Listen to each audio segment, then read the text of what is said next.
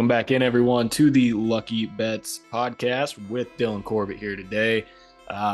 It was I don't want to say it was a lot of upsets this past week, but uh, kind of in a way. We'll jump into the week 10 cash ins. The three that I said I was on last week went 3 for 3, actually. So that was pretty Yes. great on my part. Minnesota over Buffalo with Mm. Josh Allen as well. So that was the other kind of factor on top of that. I was kind of like, I'll go Minnesota if Josh Allen isn't playing. I stayed with Right. Minnesota, and they somehow got that job done. It was a hell of a game. I was just sitting there like, what the hell is going on? It was crazy. There's video circulating now of one of the best to do it, the Vikings play-by-play guy for radio, Paul Mm-hmm. Allen. He's such a homer. He lives and breathes the purple. It's energetic to watch. Yeah, crazy. I was actually on the Bills in just a teaser where I'm like, Josh Allen, what? People still think the Vikings are gonna win? I just needed them to win by one, and Josh Allen throws it to Patrick Peterson of all people, who actually had a good game. Yeah, Yeah, and then game of the year, right? That was great. and that catch by Justin Jefferson, Oh, I swear that man is something different. I He mean, he had the one that set him up for the field goal in OT that I thought they were for sure gonna at least get the touchdown. He's falling down in the 5 yard line, twisting out of bounds. Yeah, I mean, with Chase out, it's got to be Jay Jettas right now and Cup's out too. He's kind yeah. of announcing himself as number one. Oh, for sure. Indy got the win with Jeff Saturday over the Raiders. How about that? I ended up eventually tailing you on that. And Matt Ryan. Thank goodness. I think that was the right call. It's not pretty, but he'll get the job done more than Sam Ellinger. Well, and then we finally saw Jonathan Taylor get back to being Jonathan Taylor with a big old run this week as well. So nice Yep. to see, and I'm rooting for Jeff Saturday. I don't care if it's an unpopular opinion. I'd like to see him do well. It was awesome. Yeah, people were, Bill Cower. Oh my goodness! As soon as he went on his rant, you knew it was ready for Jeff Saturday to just, he's a guy's guy. He's a football guy, and you mentioned Jonathan Taylor. I don't know if this was I can't confirm this was the factor, but he called out the offensive line. He's like, "Hey guys, what the hell?" And that's a guy that's obviously anchored an offensive line his whole arguably Hall of Fame career. So I would like to think he had a really good impact on that, and I think it showed. Heck yeah. And then Arizona got the win over the Rams. Neither starting quarterback played. Mm. Uh, an ugly game, but Arizona still got it done. The Rams, I think they're in trouble. Not gonna have Cup for however long. Stafford he was out last week with a concussion. He just isn't playing all that great. Now he doesn't have his number one guy. I think they're in trouble for the rest of this season. Possibly at risk of not even making the playoffs is where I'm sitting right now with those guys. I agree. And, all of a sudden, Arizona hanging tough, even without Kyler Murray, which is Yeah. interesting, too. Hollywood Brown supposed to eventually come back. Yeah, still a lot to be undecided in the National Football League. Yep. And then some other upsets this past week. Not really an upset, but Detroit over Chicago. You had Justin Fields go off for another quarterback 1 week and lose. Mhm. Chicago just tough there. Green Bay actually decided to show up and play and look like the Green Bay Packers. How about Christian Watson? Uh, Mhm.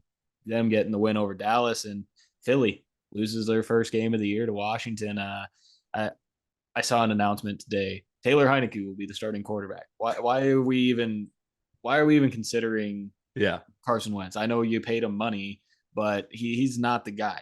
Taylor Heineke's been the guy the past 2 years that goes out and gets the job done for you, and the whole team kind of rallies around him as well. I like Washington. I like to root for him. I like Taylor Heineke, and it was fun to see them get that win over the Eagles this week. Yeah, double trouble for me because I liked, I think we talked about after week 2, I was like, I loved the Commanders. I took them to win the NFC East, and that quickly went in the toilet. So I'm kind of hoping they stick with Heineke. Chase Young about to come back too, make his Mm-hmm. season debut. Like, it's an outside chance they split with the Eagles. But again, what I'm seeing from the Eagles last night, that was a team playing a bit more scared than an undefeated team. And you Yeah, heard from AJ Brown that he's kind of like, all right, we're not 17-0 anymore. So it definitely was wearing on them a little bit. But I mean, good Lord, that division is wide open. right. And again, I keep waiting for maybe not the Cowboys, but I don't know who the strongest team in that division is yet. It could be the Giants. Who knows? Right. Oof. So let's hop into week 11 lines. Lines that I am taking this week. We're going to go with Chicago over Atlanta. I don't see how Justin Fields can continue to play the way that he's playing, even though it's not a lot in the passing game. I just don't see how he can continue to play like that and they not win a game. Uh, and this is a great week to do it against Atlanta. I'm also going to do the Jets over the Patriots. Uh, I I just don't know with that entire division. You got Miami on top, and then or not Miami. Yeah, this is who's all in this division. You got Miami, Buffalo, and then these two teams. Yes. Buffalo just lost to Minnesota. They're in third Uh, place. They were yeah, the preseason Super Bowl favorite. yeah, It's again, it's a competitive division, but all's not too well at Orchard Park. right. And I mean the Jets and the Patriots. They're two teams that'll compete. I think it'll be a good game. I think the Jets will get it there. Minnesota. I think they continue to ride high after last week. And Dallas, coming off of a loss to Green Bay, it Yeah. could be a sluggish week for them. So I'll take Minnesota there. And then give me the Steelers over Cincinnati. I just I feel like Joe Burrow struggles against the Pittsburgh Steelers defense. They have TJ Watt back. I think it's shaping up to be an upset for Pittsburgh over Cincinnati there. And then keep an eye on Indy going up against the Mm, Eagles. Eagles coming off that loss. Indy, possibly they're real excited now that, hey, new coach went out and got a win over, the Raiders. Is not a huge win, but yeah. Philly could be feeling down after last week with Indy, coming off that momentum. So I'm not gonna make that an official pick, but just something to keep an eye on. Hey, I would love it. A little bit of a bounce back letdown factor that I'm worried about to where I'm just going to watch it as a fan. But my buddy is an Eagles fan. I was glad to finally humble him, and now we'll see if maybe the Colts can continue to do that Jeff Saturday home debut. I bet Yeah, that place will be going nuts. right. I'm a little worried about my pick. I've got two here for you because you've been red hot. I'm going the Falcons because here's why the Bears. I don't know how they're doing it with Justin Fields, but they're doing it because they're the Bears. Yeah, I was on the Lions last week, which ended up paying off, and that's the Lions. yeah, I'm not a big Dan Campbell guy, and he got that win because I think that's more of an indictment of the Bears. But I guess we'll see because this is the Falcons. This game lines up for Mariota to be in a shootout with right. Fields. Can he do it? I think that's going to be the key for Atlanta to win that. I don't love it, but I'll take Atlanta, I guess, there on the money line. And then Gotcha. I've just been talking about the Commanders, but maybe this sets up for the +3.5 for the Texans. I just like the number here. There's a team that also beat the Eagles or kept it close. I beg your pardon. But, it's a team that could keep things close. Maybe they get a win at home. And then the Commanders, obviously, in a letdown coming off the huge division win against the previously undefeated Eagles. Right. So those are two lines I'm keeping an eye on. Yeah. I just Atlanta. They were at the top of this division. Then they won a game against Carolina they shouldn't have. Mhm. Then they play Carolina again, and Carolina kind of shows them this is what's up. Yep. I just think they're going to be down a bit this week. So let's hop into DFS then. I brought it a little closer. It's 5-4 Yes. now. 5-4-1. Well, we're still counting that one week as a draw. And just gotta put a little humble brag in here that I beat you by 8, but I had Mm. two guys score absolutely nothing. One guy I don't even think they played. So Was it your uh tight end? Let me guess. Was it your uh boy, the tight end? Quintarius? yeah, I think it was Quintariano. Yeah, I don't think he Yeah. even played. Or no, it was McCole Hardman who didn't even play. Oh, that's Quintariano, right. I Yeah. think he had one target. Okay. Sadly, it wasn't a touchdown this time. So, Right, this time. uh, but this week, I'm gonna kind of try to stick to the same game plan. Sticking with the quarterback Justin Fields, 2 back-to-back quarterback 1 weeks, 42 in the week previous, 39 in this past week, 7,600. And again, like I said, going up against Atlanta, I think it's a good matchup. And I just, if he continues to play the way he's playing, he'll at least give me 30 out of this spot, which is what I'm hoping for. I mean, no kidding. I've been loving it as a dynasty league owner of Justin Fields. He's been carrying my team, and I like benched him for the two quarterback league too. I didn't. Well, I guess I did have him out there, but I like that play. I'm going to go with a running quarterback, but not as prestigious. Daniel Jones against Detroit. This lines up for a big passing day. This lines up for a big rushing day, probably for Barkley, but maybe Jones can scamper 40. I'll take some free points, but I'll go him as my QB. Yeah, I think I had him on my start list for my fantasy show actually, because how can you look at a quarterback and be like, ah, he's going against Detroit, and not be like, Right. yeah, maybe I'll start him. I For think 5,700 too for DFS. yeah, I think he might be a decent play this week at the running back position. I'm gonna try to go a big boy here, and then not so much a big boy. We'll go Dalvin Cook going against Dallas. It's going to be a tougher matchup as Dallas is fourth against the running back position, but he was the running back 2 last week. In 3 of his last 5 games, he's got 20 points. I think it'll be all right for him, and I don't know how he continues to do it because it's against tougher opponents, but running back 2 against Buffalo's defense, pretty impressive. I'll take him for 8,000. And then here's my flyer for the running back. We'll take Latavius Murray Mhm. now on the Broncos. I don't honestly know what running back it's going to be for the Broncos, if any. But Vegas is 29th against the running back position. Last 3 weeks have been rough for Vegas. Running back 1, running back 3, running back 1. So hopefully it's Latavius that's the running back this week that can at least he doesn't need to get a top fantasy week, just somewhere in the top 10 would work for me, but pretty pretty much a flyer there. 5,000 fits in the budget. Yeah, and you just need him to fall in the end zone, basically. Yeah, you've got the Raiders have Derek Carr out here crying in his presser because they're so bad. Hard to ignore Joe Mixon off of his impressive performance from 2 weeks ago. Is coming off the bye. Not exactly a great matchup against the Steelers, but I imagine with Chase still out, they're going to lean on him again.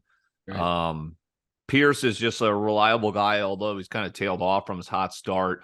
Washington's a good team, but I'm going to try and kind of go, these upper, not absolute locks at the position, but guys that you can kind of count on, I guess, in Mixon and Pierce. Yeah, and Mixon was somebody I was trying to fit in my lineup, but trying to go with the 2 wide receivers that I wanted to go with, I couldn't make Yeah, it viable. Speaking of those wide receivers, we're let's going hear to it. go with the Minnesota and Dallas game, just period. We're going Justin Jefferson and CD Lamb. I think it's this game. I think it's going to be a shootout. Yeah, Dallas has a good defense, but Justin Jefferson can do it against anyone. I mean, literally one hand falling backwards takes it out of the defender's 2 hands. Just phenomenal. This guy cannot be covered. So I'm taking Justin Jefferson. He was the wide receiver 2 last week against Buffalo. His last 2 games, 17 catches, 308 yards, 2 touchdowns. Dallas last week just gave up the wide receiver 3. I think it's going to shape up to be great for him. 9,100 there. And obviously taking CD Lamb on the other side as Minnesota is 29th against the receiver position. CD Lamb was the wide receiver 1 last week. Actually sunk me in my main league that I had a 3-game win streak. Sucked, but he helped me win another league. So it was it Right. was double-edged sword there. Minnesota, they gave up the wide receiver 9 and the wide receiver 7 last week. So, like I said, I just think it's shaping up to be big time fantasy days for both these wide receivers.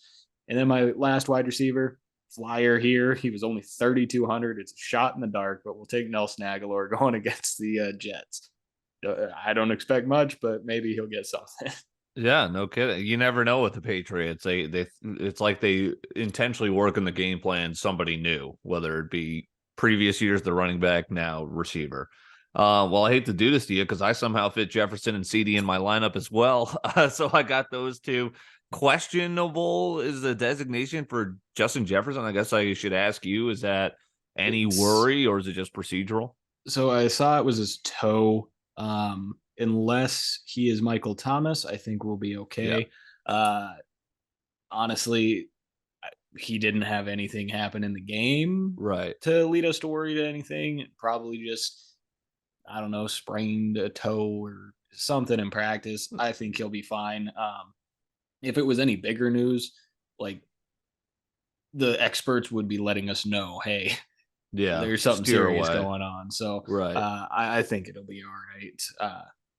So we'll And roll with yeah, him out there for sure. So Jay Jettas, Lamb, and then I love this guy. And now that Brandon Cooks is basically like wanting to get off the team, how about Nico Collins if he could just stay healthy? He too is questionable right now. I know he's been battling injury, but 4,100, I like him as a flyer. As you know, I could see just based on volume, getting up into that 12-point mark. yeah. And speaking of Brandon Cooks, he didn't play the week before. I didn't think he would play this week either. Turns out he had a catch or two. Yeah, right. I was shocked to see that because it was zero for most of the game. I was like, he must have just not played again this week. And then pops up with a catch. I'm like, what the hell? Yeah, he's still running routes. Okay, yeah, might as well try and get a couple catches.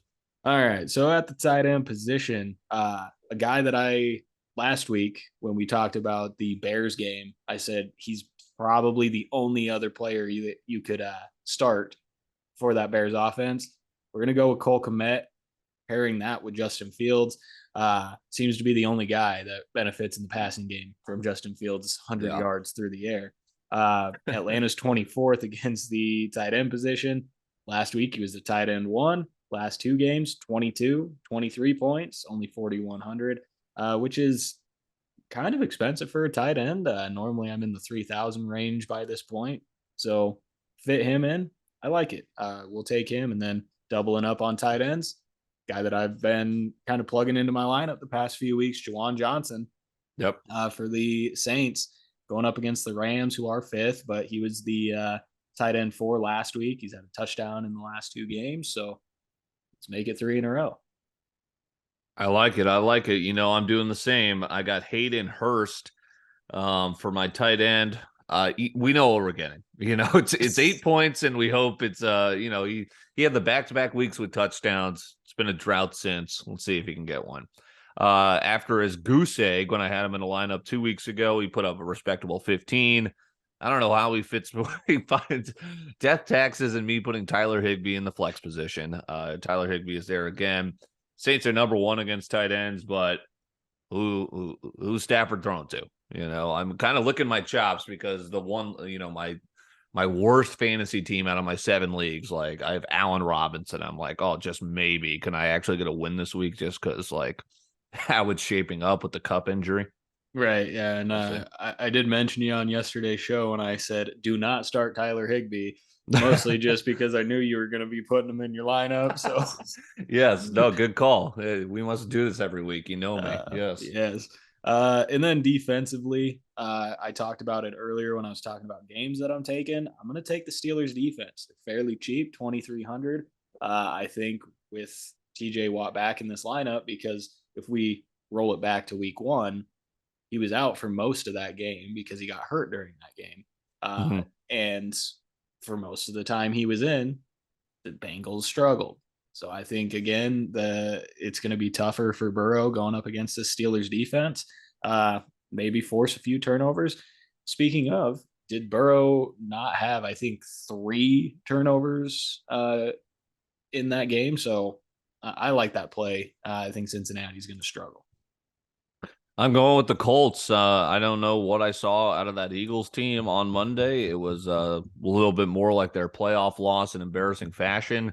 I think that's a little bit more of their identity than what we've been crowning them all season. So we'll see if the Colts, a respectable middle of the pack defense, can kind of pick on the Eagles when they're down a little bit. Yeah, possibly. And I want to backtrack to the Broncos a little bit. I was going to watch the game, turned it on. There's no sound on CBS. I don't know what CBS's problem was. So no sound on it. I was like, all right, I'll just flip over to the Bills and the Mm. Vikings. It gets to halftime in that game. I'm like, all right, I'll switch it back to the Broncos game, see what's going on. As soon as I turned it on, flea flicker touchdown, turned it right back off. I was like, no, thank you. I'm not watching Yeah. this. So now let's get into the prop bets where Dylan is absolutely sweeping me. You have almost a 10-point lead now, Okay. 34-26 here. I don't know what else to do, so we're just gonna we're just Yeah. gonna keep diving in. Let's do it. Let's start with the quarterback position. Justin Fields or Lamar Jackson, who's going to have a higher percentage of their team's yards this Okay. week? Fields going up against Atlanta, Lamar against Carolina. Yeah, I was thinking maybe Lamar was in for. I mean, Carolina looked okay this past week. It was the Falcons. I mean, you just got to ride the hot hand. I Yeah, have a feeling you're going with Justin Fields, but I'll go yeah, with Justin Fields. Yeah. yeah. And this was a interesting way to do this line of who's going to have the higher percentage of team yards, Yeah. which is something we haven't done. And if we just look at the Bears offensively, it is Justin Fields. I don't know the Right. number exactly, but it's got to be somewhere in the 75% of the team's yards are from Justin Fields the past 2 weeks. So I like him for that category. Guy that Mhm. you're going to start in your DFS, Daniel Jones going up against Detroit. Is he going to get higher or lower his fantasy projection of this week, which is 17 and a half points? Let's go higher, baby. Let's do it. I was worried that was a little bit more than closer to 19, but I feel like Daniel Jones can get this done. It's setting up for just a great matchup. And he's projected to be in the top 8. So I'm gonna say he's going over. Yeah. And I mean, if we look at him, he's been that streaming guy for the whole year because he's hasn't done anything terrible, but he hasn't really gone off at all. Right. 17 and a half. This is, I'm assuming, is his highest projection of the season. And I have to imagine it's because he's going up against Detroit. So I'll go higher there as And well. he's only gone over it 3 times. Like he was at 18 this last time, and then he had the 21 back against Chicago, and then the 28 against Jacksonville. I mean, he does well via matchup. Right, So right. And this is a hell of a matchup for it. yeah. Another guy that you're going to have in your DFS, Joe Mixon. Hmm. Is he going to have higher or lower his total that he had against Pittsburgh in week one? That total was 21 and a half. Does he go higher or lower than that this time against Pittsburgh? You know what? I'll hedge my bet a little bit here because it's either he's going to go off again, picking up right where he left off, or it's just going to be a random dud for Mixon. So I'll go under here. Oh, you're going under. Yeah, so that's I'm hedging myself a little bit. Either There he you go. goes off in DK, or maybe I'll extend my lead here. There you go. I was going under as well. So I Oh, was, jeez. yeah. So I was hoping because you had him in your lineup, you were going to go higher there. Uh, Well, all right. We're 3 for 3, sticking on the same lines here. Jonathan Taylor going up against Philly this week. Is he going to have higher or lower 18 fantasy points? He had 24.3 last week. I think it's only the second time he's gone over the 20 mark. So is he going to go higher or lower than 18? let's go higher. I mean, Jeff Saturday found the secret formula. It's hand the ball to Jonathan Taylor 22 times. Who would have thought? Apparently, Frank Reich forgot. Right. Like Tennessee and Washington, he had great games just rushing the football, but they didn't give it to him enough. And it Right. was like, yeah, they had to throw into it. But yeah, I don't know. I think the Colts season is, we just washed 2 games down the toilet basically there with Sam Ellinger. But, if they're going to stay in it and they are in it, it's going to be with Jonathan Taylor. Yeah. I'm going higher as well. We saw it last year. He was the guy. I don't know what made us think even after week one when he was the guy that he wasn't the guy for the next however many games. But and maybe it's just because I've got weird stereotypes in my head. Jeff Saturday being an offensive lineman, he's going to want to run the ball. Yep, there you That's go. just what offensive linemen like to do. So I'm going higher there as well. All right, since we both have Justin Jefferson and CeeDee Lamb, All which right. receiver in this game is going to have more receptions? Last week, Jefferson had 10, CeeDee Lamb had 11. That's pretty good. Yeah, the CD. I was in an 8 team league and I sat CD because I just did not see this game coming from him. Like I had to. I mean, I had Cup and like D Hop, so I kind of had to, but Cup ended up screwing me. I'm gonna go with CD here. I just think I don't know. I think they're just gonna ride the hot hand.